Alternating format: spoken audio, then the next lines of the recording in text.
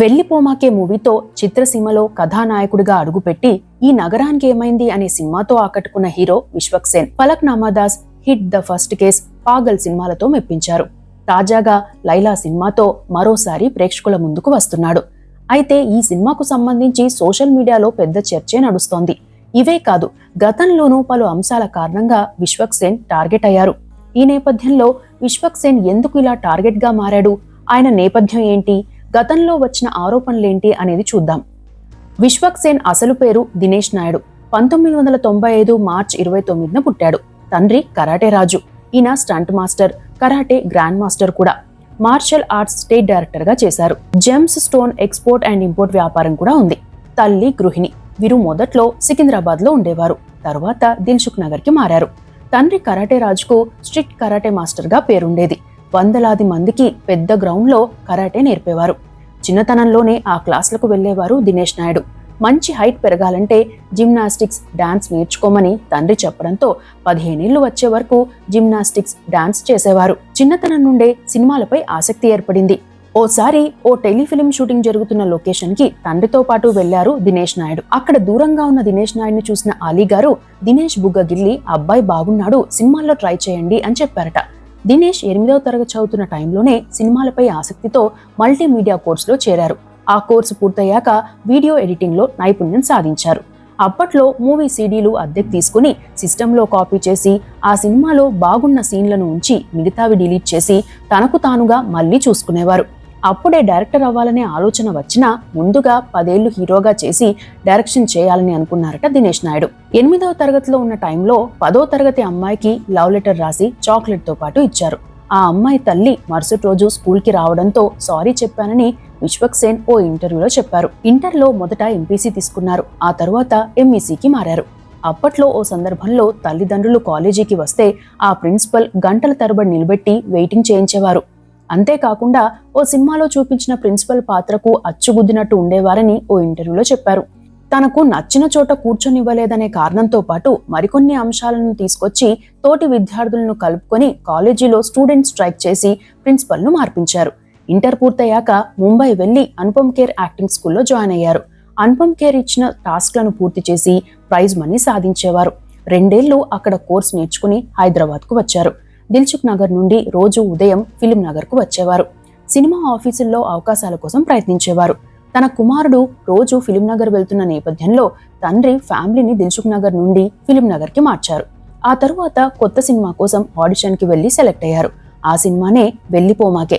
ఆ సినిమాలో చేస్తున్న టైంలోనూ పేరు దినేష్ నాయుడు అనే ఉండేది. 7 ఏడాది పాటు సినిమా షూటింగ్ జరిగింది. అయితే ఈ సినిమా షూటింగ్ చేస్తున్న టైంలో పేరు మార్చుకోవాలని డిసైడ్ అయ్యారు. జాతకం ప్రకారం వి అనే అక్షరంతో వచ్చేలా మొదట విశ్వక్సేన అని పేరు పెట్టుకున్నారు. ఆ తరువాత అది బాగోలేదని విశ్వక్సేన్ అని మార్చుకున్నారు. అయితే వెళ్లిపోమాకే సినిమా ద్వారా ప్రేక్షకులకు పరిచయమైన విశ్వక్సేన్ కి మాత్రం పెద్దగా గుర్తింపు రాలేదు. ఆ తరువాత ఓ ప్రొడక్షన్ ఆఫీస్ నుండి ఫోన్ రావడంతో వెళ్లారు విశ్వక్సేన్. ఆడిషన్ పూర్తయ్యాక 4 హీరోల్లో ఒకరిగా నటించే అవకాశం ఇస్తామని చెప్పారు. 5 నెలలు ఆ ఆఫీస్లోనే ఉన్నారు. మొదటి 2 నెలల పాటు మెయిన్ లీడ్ హీరో అని చెప్పారు. తరువాత సెకండ్ హీరో అని, ఆ తరువాత 4వ హీరో అని చెప్పారు. చివరికి ఆ సినిమాలో ఛాన్స్ లేదని చెప్పారు. దీంతో చాలా ఏడ్చారు విశ్వక్సేన్. అప్పటి వరకు తాను పడ్డ కష్టం చూసి ఇంట్లో వాళ్ళు ఎవడో నీకు అవకాశం ఇచ్చేదేంది, నిన్ను పెట్టి సినిమా తీస్తాను అని చెప్పడంతో కొంత తేరుకున్నారు. ఆ తరువాత కొన్ని రోజులకు Malayalam movie Angamaly dairy cinema చూసి రీమేక్ చేద్దామని తండ్రికి చెప్పారు. ఇదేం సినిమా అని తండ్రి అనడంతో మీకు కొత్తగా ఓ కథ చెబుతాను అని అదే సినిమా కథను హైదరాబాద్ స్టైల్లో చెప్పడంతో తండ్రి సరే అన్నారు. ఆ తరువాత ఆ సినిమా రైట్స్ ని తీసుకున్నారు. సినిమా ప్రీ ప్రొడక్షన్ మొదలైంది. అదే ఫలక్నామా దాస్ మూవీ. ఈ మూవీ కోసం 1600 మందిని ఆడిషన్స్ చేసి 40 మంది కొత్త వాళ్లతో 2 నెలల్లో సినిమా మొదలు పెట్టేద్దాం అనుకున్నారు. అందులో భాగంగా రామానాయుడు స్టూడియోకి వెళ్లారు. అక్కడ ఉన్న ఓ ఫ్రెండ్ మాట్లాడుతూ తరుణ్ భాస్కర్ సినిమాలో మెయిన్ లీడ్ ఇంకా ఓకే కాలేదు, వెళ్లి ఆడిషన్ ఇవ్వచ్చు కదా అన్నారు. తరుణ్ భాస్కర్ మూవీలో ఏదో చిన్న రోల్ ఇస్తారు, ఇప్పటికే హీరో రోల్ కి ఎవరినో ఫిక్స్ చేసి ఉంటారు అనుకుని సైలెంట్ అయ్యారట విశ్వక్సేన్. ఆ తరువాత మరో రోజు అదే ఫ్రెండ్ విశ్వక్సేన్ ఫోటోలను తరుణ్ భాస్కర్ కి పంపించారు. ఆ ఫోటో చూసిన తరుణ్ భాస్కర్ ఈ అబ్బాయి కోసం నేను 2 నెలల నుండి వెతుకుతున్నాను, పిలువు అని చెప్పడంతో ఆ ఫ్రెండ్ ఫోన్ చేసి చెప్పాడు. వెంటనే వెళ్లి కలిశారు విశ్వక్సేన్. తరుణ్ భాస్కర్ మాట్లాడుతూ ఫలక్నామా దాస్ సినిమా తీస్తున్నావంట కదా అన్నారు. అవును, నేనే నిర్మాతని, మీరు సినిమా ఛాన్స్ ఇస్తే నా సినిమా ఆపేస్తా అని విశ్వక్సేన్ చెప్పారు. వెంటనే తరుణ్ భాస్కర్ సరే అనడంతో పాటు స్టోరీ చేతిలో పెట్టారు. అదే ఈ నగరానికి ఏమైంది సినిమా. అలా హ్యాపీగా ఇంటికి వెళ్ళాక మరో షాక్ తగిలింది. తనకు ఏది సక్రమంగా రాదని, ఏదైనా డైరెక్ట్ గా మేలు జరిగితే తాను షాక్ తింటానని ఓ ఇంటర్వ్యూలో చెప్పారు విశ్వక్సేన్. అదే ఈ సినిమా విషయంలోనూ జరిగింది. ఓ రోజు తరుణ్ భాస్కర్ నుండి ఫోన్ వచ్చింది. మీరు సెలెక్ట్ కాలేదు, రీజన్ అడగవద్దు అన్నారట. 2 రోజుల పాటు కారణం ఏంటని విశ్వక్సేన్ మళ్లీ అడగడంతో తరుణ్ భాస్కర్ ఓ విషయం చెప్పారట. విశ్వక్సేన్ సినిమాలో నాతో నటించేటప్పుడు నాకు మత్తుమందు ఇచ్చి అసభ్యంగా ప్రవర్తించాడు. నాలాంటి పరిస్థితి ఏ హీరోయిన్ కి రావద్దు. వీడిని మీ సినిమాలో పెట్టుకుంటే మీ ఇష్టం. నేను చెప్పిన తర్వాత కూడా మీరు వాడిని సినిమాలో పెట్టుకుంటే మీడియా ముందుకెళ్లి ఏం చేయాలో నాకు తెలుసు అని ఓ అమ్మాయి మెయిల్ పెట్టిందని చెప్పారు తరుణ్ భాస్కర్. సినిమా ఛాన్స్ పోయినందుకు బాధ లేదని, అయితే ఇలాంటి తప్పుడు ప్రచారం చూస్తేనే భయం వేసిందని చెప్పారు విశ్వక్సేన్. తరుణ్ భాస్కర్ తో మాట్లాడి ఆ మెయిల్ ఒకసారి నాకు ఫార్వర్డ్ చేయండి, అసలు విషయం ఏంటో నేను తెలుసుకుంటా అని అన్నారట విశ్వక్సేన్. నేను నమ్మి మెయిల్ ఫార్వర్డ్ చేస్తున్నా, తరువాత ఎటువంటి ప్రాబ్లం రాదని అనుకుంటున్నాను. నాకు కూడా ఆ మెయిల్ చూస్తే డౌట్ గానే ఉంది అని చెప్పారు తరుణ్ భాస్కర్. ఆ మెయిల్ చూసిన విశ్వక్సేన్ అసలు ఏం జరిగిందోనని తన ఫ్రెండ్ సర్కిల్లో తెలుసుకునే ప్రయత్నం చేశారు. అప్పుడే ఓ క్లూ దొరికింది. 2-3 ఏళ్ల క్రితం ఏదో మ్యూజిక్ కాన్సెప్ట్ లో వివాదంలో ఓ ఫ్రెండ్ ని కొట్టాడు. ఆ కోపంతోనే ఆ ఫ్రెండ్ ఇప్పుడు అమ్మాయి పేరు పెట్టి తరుణ్ భాస్కర్ కి మెయిల్ పెట్టాడని రూఢీ అయింది. దీంతో అతని తప్పును అతనే ఒప్పుకునేలా చేసి అప్పటికప్పుడు సురేష్ బాబు వద్దకు తీసుకెళ్లి మొత్తం ఏం జరిగిందో చెప్పించారు. సురేష్ బాబుకి విషయం అర్థమైంది. వెంటనే తరుణ్ భాస్కర్ దగ్గరికి పంపించారు. అలా సినిమా ఓకే అయింది.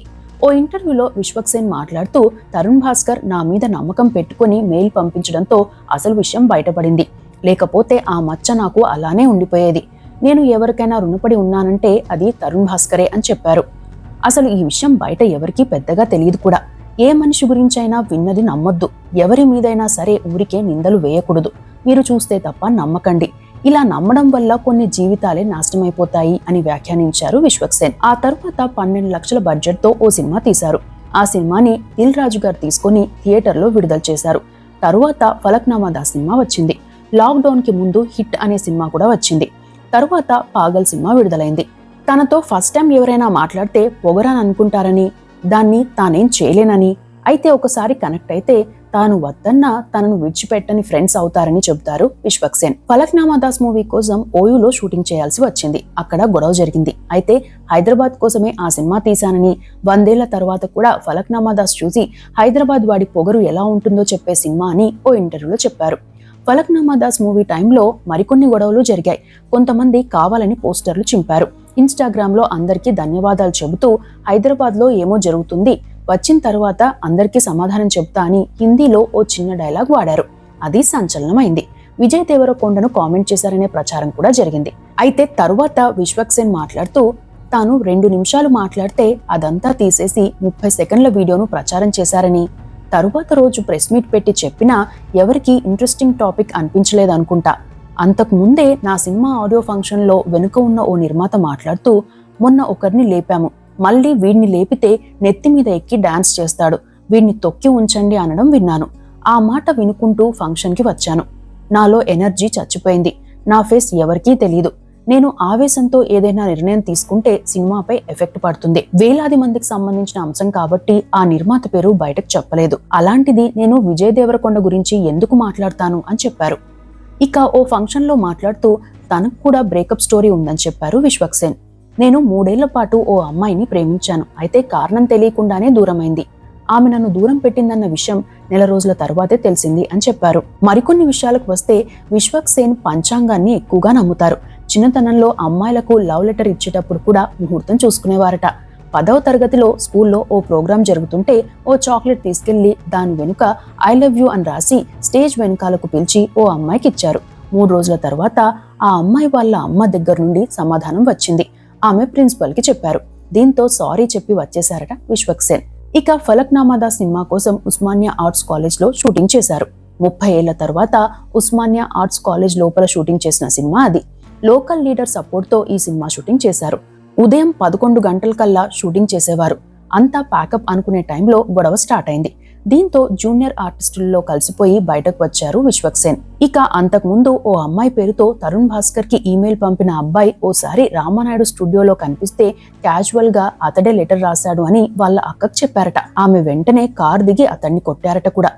మొత్తంగా తన కెరీర్ లో 15 సినిమాల్లో హీరోగా నటించిన విశ్వక్సేన్ ఫలక్నామా దాస్ తో డైరెక్టర్ గా, ప్రొడ్యూసర్ గా మారారు. ఇవి విశ్వక్సేన్ కి సంబంధించిన విశేషాలు.